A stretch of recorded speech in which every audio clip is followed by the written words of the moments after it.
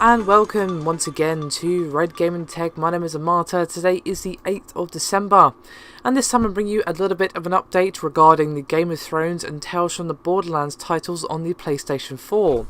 Now, you may remember, as my partner in crime Crimson Rain did do a video on it at the time, there was a rather large outcry because both of these titles were actually a fair bit more expensive on the PlayStation 4 than they were on the Xbox One. However, some eagle-eyed people on the internet have noticed that Sony has reduced the prices of both games on the sly.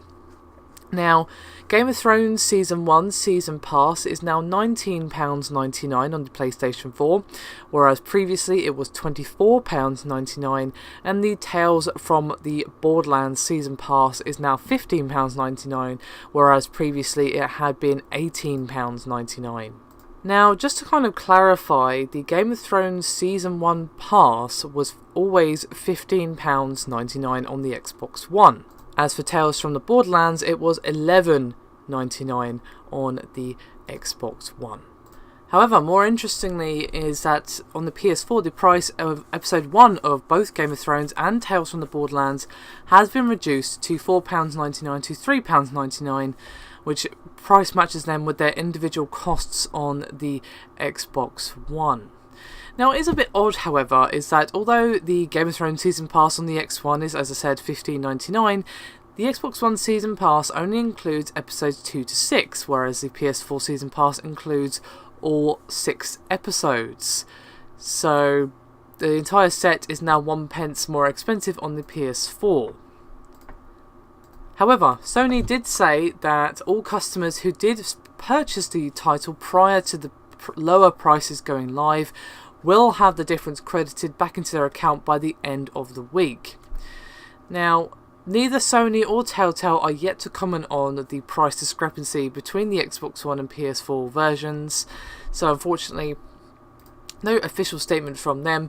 However, Ubisoft did comment on a similar issue last year in an interview. Obviously, they're talking about a different topic, but it's still a relevant opinion nonetheless. And they said, quote, "Both Microsoft and Sony provide pricing matrices for games sold digitally via their respective services, similar to the way tiered wholesale pricing works on Apple's iTunes. Developers, including Ubisoft, then select a wholesale price within those tiers that best corresponds to expectations of the game's overall value and market potential.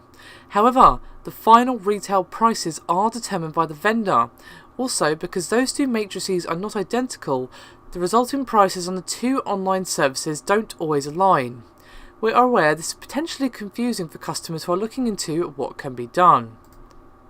So it's very possible that the problem with Telltale's games was the result of a difference in the tiers that resulted in different wholesale prices on the PS4 and Xbox One, and then of course had a different knock-on effect when the final price was decided by Sony and Microsoft respectively.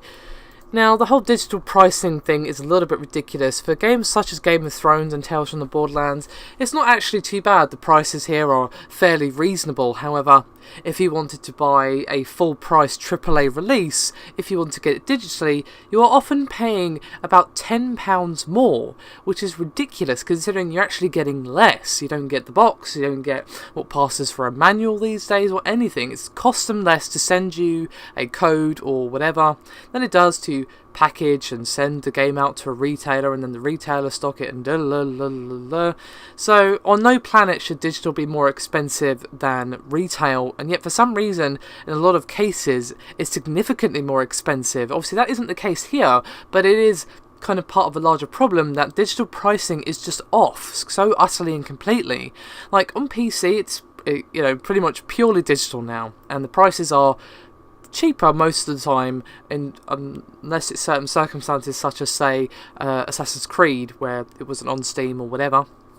It's usually cheaper, or at least the same price to get it digitally than it is if you walked into Tesco's or whatever and picked it up on disc.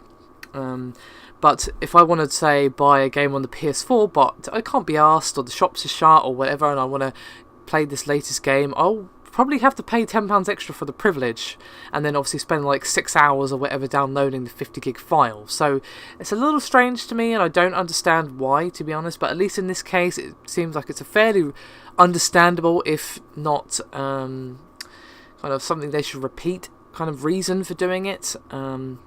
Obviously there's some discrepancy and all that, and the price difference was more significant on Game of Thrones than it was on Tales from the Borderlands, but still, such a huge difference does kind of make people feel like they're being screwed over. So I feel like something kind of needs to be addressed here, and I don't know what exactly they can do, because obviously there are different tiers as they said, but of course they should also be watching what their competition is doing, and of course if they have a game that's significantly more expensive, then they might want to reduce the price, as of course, well, will stop that fan from not buying it on their machine and just getting it elsewhere, or just waiting for it to go down in some sort of sale. That's entirely possible. Anyway, do let me know your thoughts below, and I'll see you next time.